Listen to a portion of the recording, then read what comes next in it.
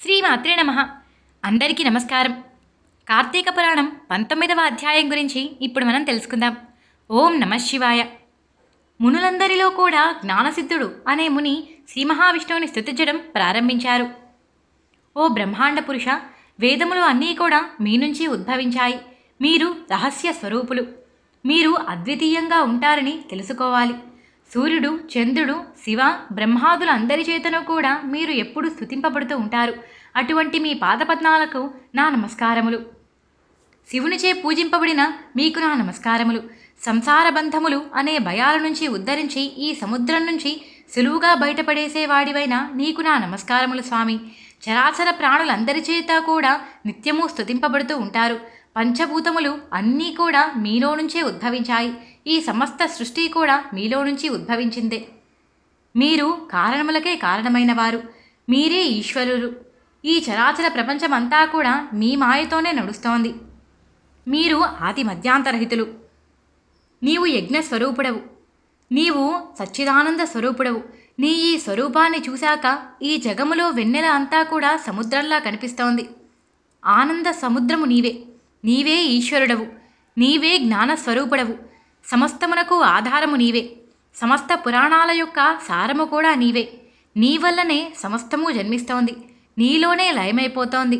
నీవు ప్రతి ఒక్క ప్రాణుల హృదయాలలో నివసించేవాడివి. ఆత్మస్వరూపుడవు. నిత్య సచ్చిదానందుడవు. ఓ కృష్ణ, నీకు నమస్కారములు. ఓ ఈశ్వర, నీకు నమస్కారములు. ఓ నారాయణ, నీకు నమస్కారములు. మీ దర్శనం వలన నేను ధన్యుడనయ్యాను స్వామి. ఓ పరమపురుష, మీకు మాటిమాటికి నమస్కారములు. ఓ దేవేశ, నన్ను నిరంతరము పాలించు స్వామి, నీకు నమస్కరిస్తున్నాను. సమస్త లోకముల యందు కూడా పూజింపదగిన నీకు నేను నమస్కరిస్తున్నాను స్వామి. మీ దర్శనం వలన నా జన్మకి సాఫల్యం కలిగింది. ఇక కోరిక అంటూ ఏమీ లేదు. మీ జ్ఞానానికన్నా మించినది ఈ ప్రపంచంలో ఇంకా ఏదీ లేదు కదా స్వామి. నీవే దాతవు, కృపా సముద్రుడవు. నేను సంసార సాగరంలో మునిగి దుఃఖిస్తున్నాను. నన్ను ఈ సాగరం నుంచి రక్షించు శుద్ధచరిత. ముకుంద, దుఃఖితుడనైనా నన్ను రక్షించు స్వామి. త్రిలోకనాథ, నీకు నమస్కరిస్తున్నాను. త్రిలోకవాసివైన నీకు నా నమస్కారములు. అనంత ఆదికారణ పరమాత్మ, నీకు నా నమస్కారములు స్వామి. పరమాత్మ స్వరూపుడవు. నిత్య సచ్చిదానందుడవు. పూర్ణాత్ముడవు. గుణాతీతుడవు. గరుడ వాహనుడవు. శ్రీకృష్ణ పరమాత్మ, నీకు నా నమస్కారములు స్వామి. స్వర్గ మోక్షాలను కూడా ఇచ్చేవాడివి. తేజోరూపుడవు. సాధుహృదయ పద్మ నివాసినివి. ఆత్మస్వరూపుడవు. దేవేశుడవు అయిన ఓ కృష్ణ, నీకు నమస్కారములు. ప్రపంచాన్ని పుట్టించి పాలించి సంహరించేవాడా, నీకు నమస్కారములు. వైకుంఠనిలయ, నీకు నమస్కారములు స్వామి. విద్వాంసులు నీకు నమస్కరించి నీ పాదాల మీద భక్తిని ఉంచుకొని ఈ సంసార సముద్రాన్ని దాటి నీ రూపాన్ని చేరుకుంటున్నారు. నిన్నే వారు పొందగలుగుతున్నారు. ఎన్నో మాటల వల్ల, పురాణాలు వినటం వల్ల, శాస్త్రాలు తెలుసుకోవటం వల్ల నిన్ను చేరలేరు. కేవలము నీ మీద భక్తి ఉన్నప్పుడు మాత్రమే నిన్ను చేరుకోగలుగుతారు. గజేంద్ర, ధ్రువ, ప్రహ్లాద, విభీషణ, ఉద్ధవ ఇటువంటి భక్తులను ఎందరినో కాపాడిన ఓ హరి, నీకు నమస్కారములు. నీ నామము కేవలం ఒక్కసారి పలకడం వలనే పాపాలు అన్నీ తొలగిపోయి నీ సాన్నిధ్యాన్నే చేరుకుంటారు. కేశవ, నారాయణ, గోవింద, విష్ణు, జిష్ణు, మధుసూదన, దేవ, మహేష, మహాత్మ, త్రివిక్రమ, నిత్యరూప, వామన, శ్రీధర, హృషికేశ, పద్మనాభ, దామోదర, సంకర్షణ, నీకు వందనాలు తండ్రి. ఓ కృపానిధి, మమ్మందరినీ కూడా రక్షించు స్వామి. మాపై దయచూపు. ఇలా స్తుతిస్తున్న జ్ఞానసిద్ధునితో భగవంతుడైన శ్రీ మహావిష్ణువు చిరునవ్వుతో ఇలా సమాధానమిస్తున్నారు. ఓయి జ్ఞానసిద్ధ, నీ స్తోత్రానికి నేను చాలా సంతోషించాను. నా మనస్సు నీ స్తోత్రంతో ప్రసన్నమైనది. నీకు వరాన్ని ఇస్తాను, కోరుకో అని పలికారు.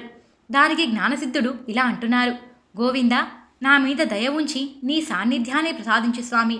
ఇంతకంటే వేరే గొప్ప వరము ఇంకా ఏదీ లేదు అని అన్నారు. దానికి భగవంతుడు సమాధానమిస్తున్నారు. ఓ జ్ఞానసిద్ధ, నీవు కోరినట్టే జరుగుతుంది. కానీ ఇంకొక మాట చెబుతాను విను. లోకంలో కొందరు దురాచారవంతులై ఆచారాలని వదిలేశారు.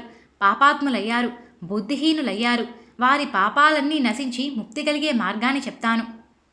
ఓ మునీంద్రులారా, మీరందరూ కూడా వినండి. నేను చెప్పే మాట ఈ ప్రపంచంలో ఉన్న ప్రతి ఒక్క ప్రాణికి కూడా సుఖాన్ని చేకూరుస్తుంది. నేను ఆషాఢ శుక్ల దశమి రోజు శ్రీ మహాలక్ష్మితో కూడా సముద్రానికి వెళ్ళి నిద్రిస్తాను. తిరిగి కార్తీక శుక్ల ద్వాదశి రోజు మేల్కొంటాను.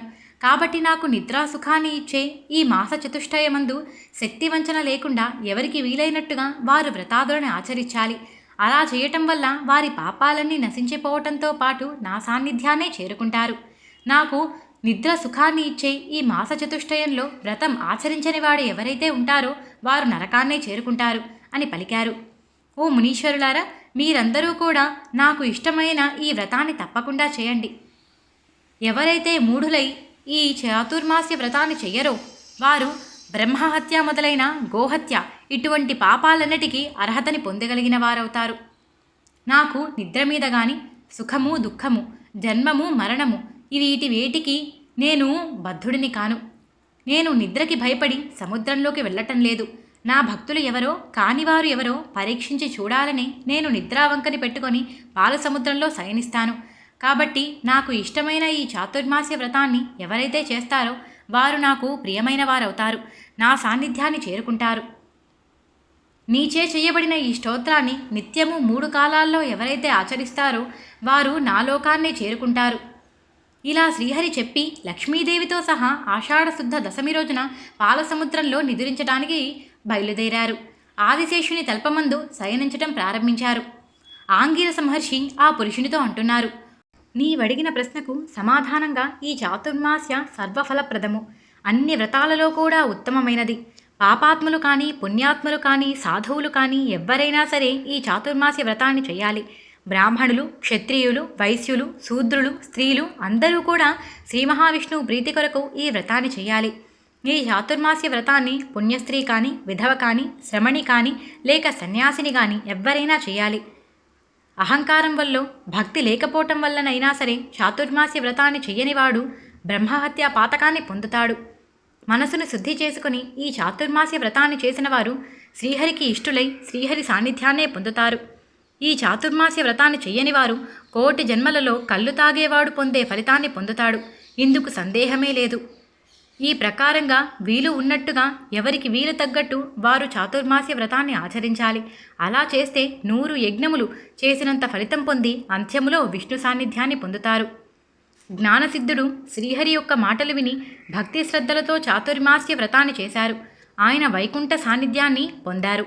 ఈ విషయమంతా కూడా ఆంగిరస మహాముని ఆ పురుషునికి వివరించారు. ఇక్కడితో కార్తీక పురాణం 19వ అధ్యాయం సంపూర్ణం. 20వ అధ్యాయంతో మళ్ళీ కలుసుకుందాం. నేను చెప్పిన తీరు మీకు నచ్చినట్టయితే వీడియోకి ఒక లైక్ చేయండి. మన ఛానల్ని చూడటం ఇదే ఫస్ట్ టైం అయితే సబ్స్క్రైబ్ చేసుకోండి. పక్కనే ఉన్న బెల్ సింబల్ని ఆన్ చేసుకోవడం మర్చిపోకండి. అలా అయితే ప్రతి వీడియో మీకు తప్పకుండా నోటిఫికేషన్ వస్తుంది.